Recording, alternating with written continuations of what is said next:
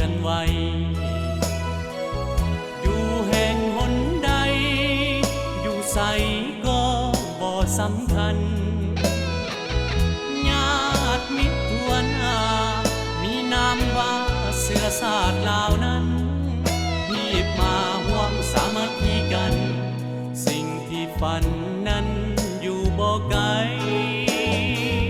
มาจับมือกันก้าว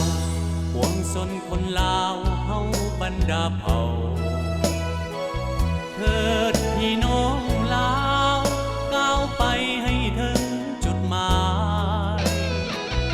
ปกปักสร้างสรรค์พ้องพัฒนาภาษาก้าวไปเป้าหมายที่พักวางไว้ให้ชาติลาวเฮาหลุดพ้นความทุกข์จนตำนานผ่านข่าวลาวพริกขี้หนูสู้อย่างปีศาจมูลเสือดูมันอาจหาญเก่งกาสมคำว่าศาสตร์ลาววิลชนแม้นสิบมาลายขอเพียงให้ได้คำว่าหลุดพ้นด้อยพัฒนาคำว่ายากจนยอมอุทิศตนเพื่อชาติภาษามาจับมือกันเป้าหมายนั้นต้องไปถึงใดความสีวิไลหุ่งเรืองใสไปทั่วนาอุดมหั่งมีปวงชนสุขีทั่วแดนจำปาเป้าหมายพวกเขาข้างหน้าคือคำว่าสังคมนิยม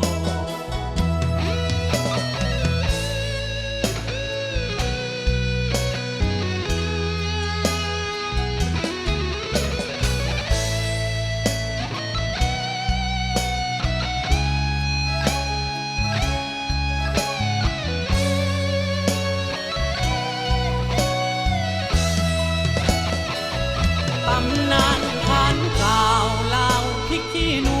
สู้อย่างปีศาจมูลเสือดูมันอาจหาญเก่งกาสมคำว่าศาสตร์ลาววิลชนแม้นสิบมาลายขอเพียงให้ได้